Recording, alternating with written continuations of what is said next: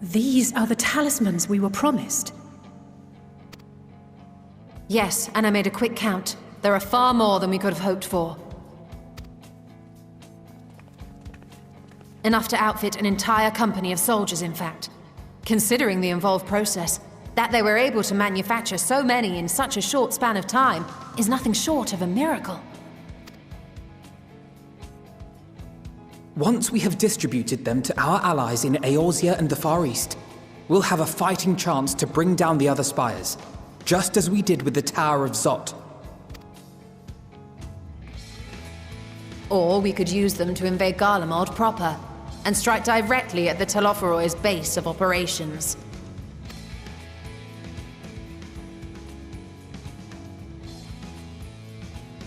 Of course, we would need to consult with various Alliance leaders before such a drastic measure could even be contemplated. To which end, I could set out forthwith and present the idea to each of our allies in person. Pray allow me to undertake some few of those journeys. I find myself restless and in need of purposeful duties. I can head eastward. Bosnia and Dalmasca are just a short hop from here. And Doma's shinobi network should come in handy for passing on the word. We shall share the burden then. Meanwhile, I think it best that you and the others take the talismans back to the Baldessian Annex. We must keep them safe and secure until we've decided upon a course of action.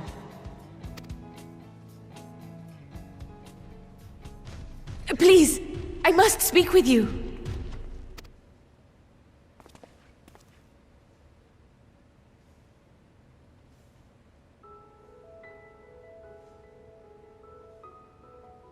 Nidana, you're awake.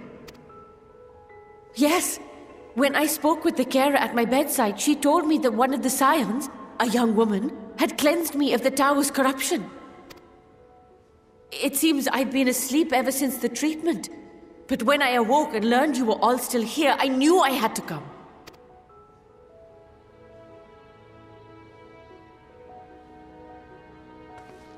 As you said, Nidana was captured only recently. Such a brief exposure is swiftly cured, so I tended to her before we gathered at Megaduta. And I am truly grateful that you did. I cannot thank you enough. All of you, for everything you've done. Destroying the tower, rescuing our people. You've saved Havnir from an awful fate.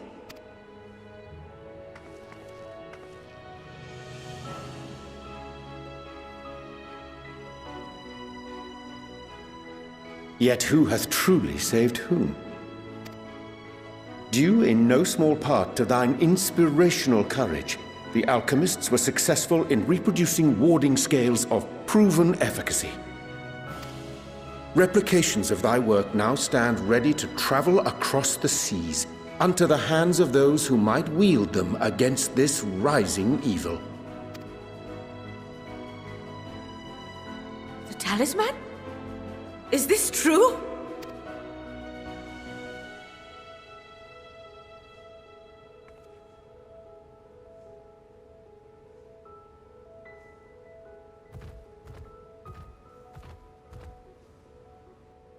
Oh, I was so groggy from sleep.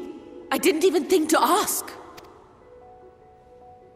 Oh, our great work sent across the seas.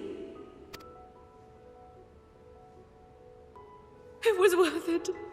Oh, it was all worth it.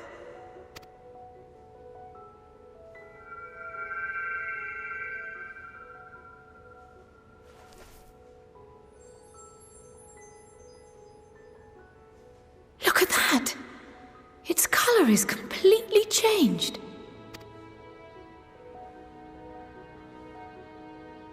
What do you have there?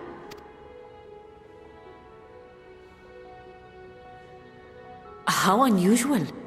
I wonder if the effect is a reaction to Akasha. I'm afraid I'm not familiar with that term. Akasha? It is one of the unseen energies defined by Harnish alchemical theory. Though a gross oversimplification, Some describe it as an essence influenced by feelings. You imply that it is distinct from ether? Foreign scholars often conflate the two, but we see them as separate concepts. Ether is an energy which permeates the land. It exists within animals, objects, even the air we breathe, affecting all through which it flows. Akasha, on the other hand, exists in a domain beyond our reach, a gift bestowed from on high or torn from the heavens in some traditions. Akasha can neither be created nor destroyed. It is beyond our power to purposefully alter or manipulate. The only thing observed to influence it is an abundance of, I want to say, spiritual emotion. As a veteran of the battlefield, surely you've experienced moments of desperation or exaltation when you've transcended the usual limits of your capabilities. That is a manifestation of Akasha, the invisible essence harnessed by heart, mind, and unyielding spirit. I really must hear more about this theory. Our disciplines are based entirely upon the idea that ether is the fundamental form of all energy. I'm glad my haphazard explanation has piqued your interest. But even for us, Akasha is a somewhat abstract field of study. A lack of practical application lends itself poorly to formalized research. Which is why my analysis of your flower can amount to little more than idle speculation. I am sorry. Nonsense! You have nothing to be sorry for. Your insight is much appreciated.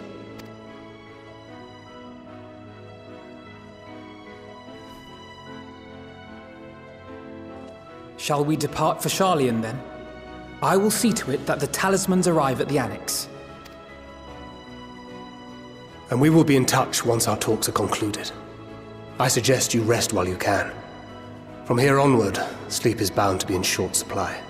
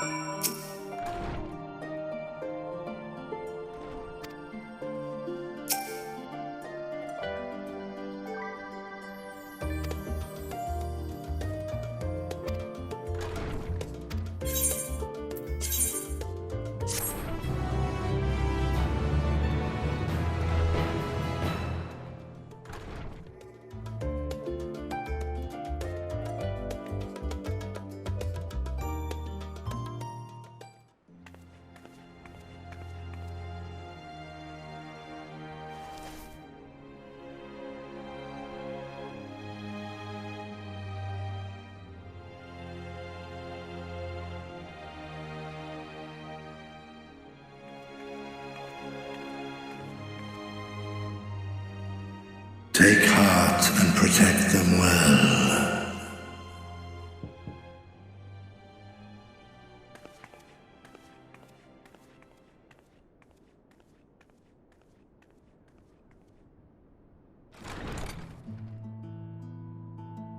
Good, you're here.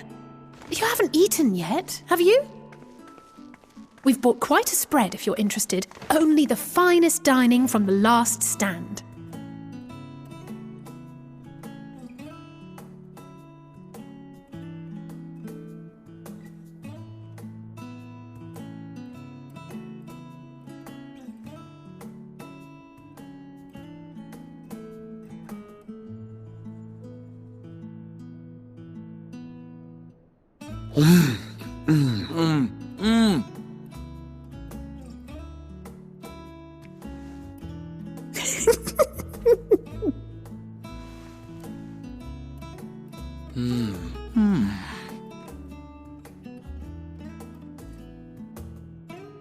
Lest you wonder, we invited Estinian as well. But he refused with a rather grim-faced, "No, thank you." I suspect Charlian cuisine is not to his liking. Oh, I don't know about that. Perhaps our lone wolf just needed some time apart. What? To perfect his brooding stare? Next time, I'll drag him out by the ear, sit him down in front of a Charlian feast, and see that he eats every last bite. An excellent idea. Of all people, warriors must take proper meals and rest if they are to maintain a healthy constitution. Poor Estinian, beset on all sides.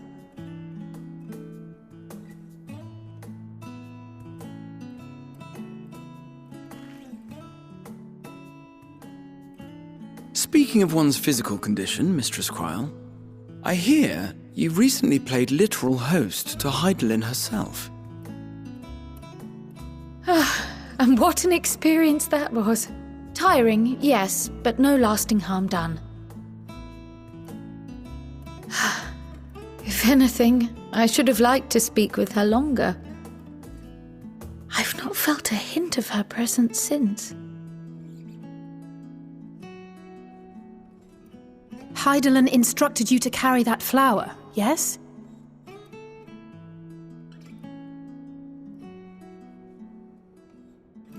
Twill be your guide, test and proof of your conviction. And then something about seeking joy in darkness, was it? Come to think of it, isn't that what happened with Nidana back in Radzat Han? The flower did seem to radiate a joyful glow, as if reflecting the elation we all felt, the relief of a people with renewed hope. Indeed, and in turn I felt buoyed by that radiance. 'Twas akin to spotting a beacon and knowing we were on the right path. I know we've not yet triumphed over the Telophoroi, or learned the full breadth of the Forum's plans. But even within the midst of our struggles, we find small moments of joy to sustain us. Rare and hard-won perhaps, but it is this pursuit of happiness that gives us the strength to carry on day after day.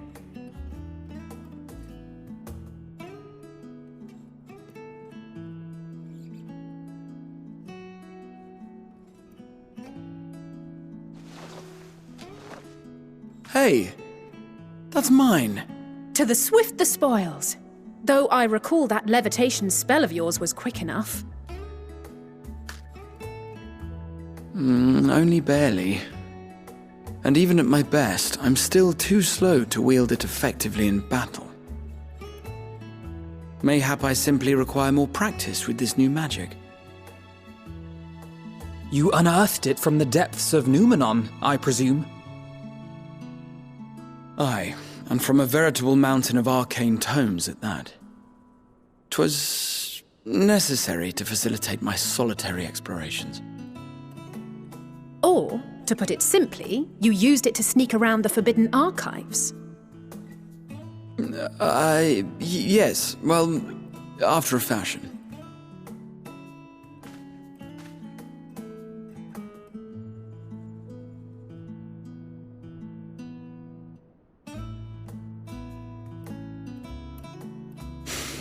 They're tall, you see.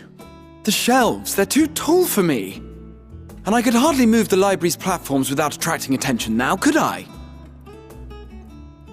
Oh.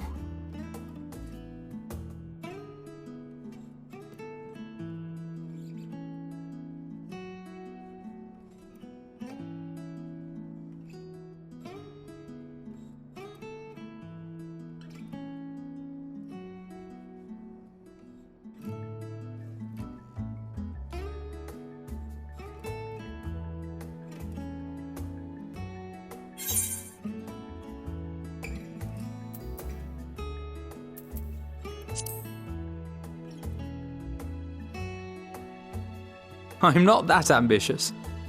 But 'tis pleasant to idle away the hours every once in a while.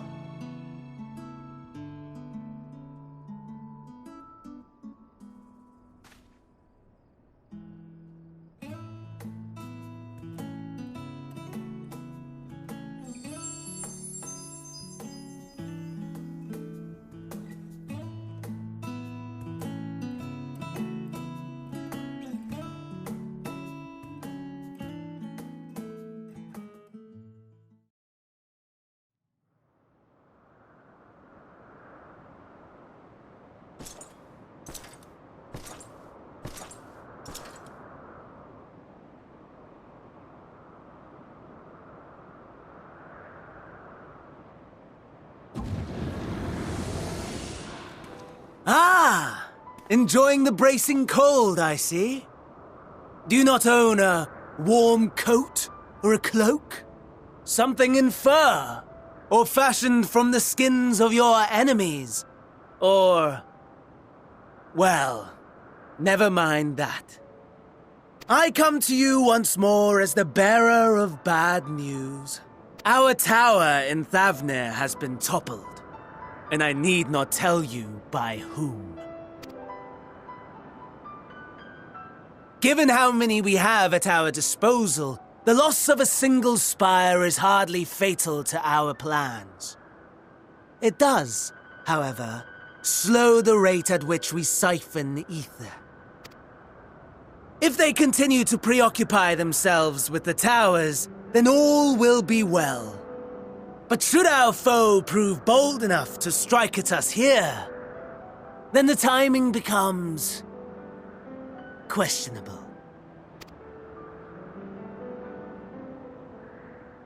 Our foe is bold enough. Of that, I can assure you.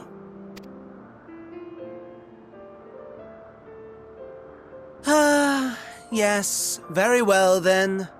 I suppose I must prepare a proper welcome. Honestly, talk of your nemesis is the only thing you seem to enjoy. Does nothing else spark your interest? No. All else is... equal. Equally tedious. Equally disappointing. The world is a tepid bog into which we sink, too weak to thrash as the mud clings to our eyes and fills our throats till we blissfully choke. But then came the light, blinding and pure and hot, so very hot, enough to set my soul aflame. I basked in the afterglow, until the void yawned once more. And then I knew the muck would never claim me again. There was naught for me ahead, so I drew the curtain on all that had come before. Burn, burn, let the whole star burn. I will have my contest. I will reclaim my moment.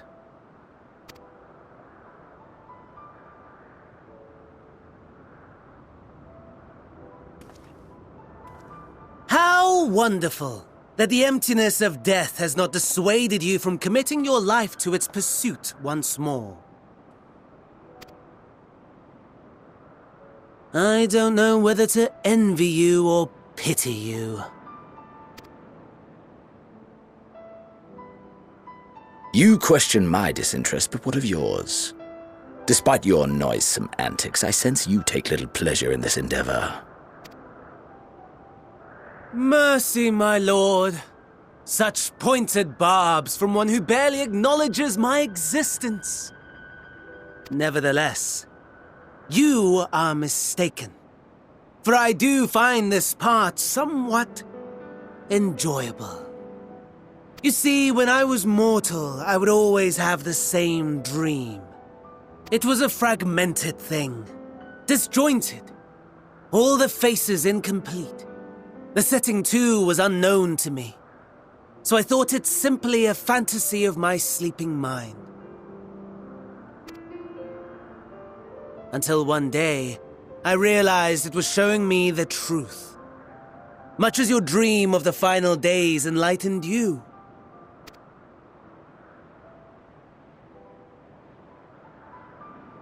And soon, very soon, the rest of the world will see the truth of my dream, too.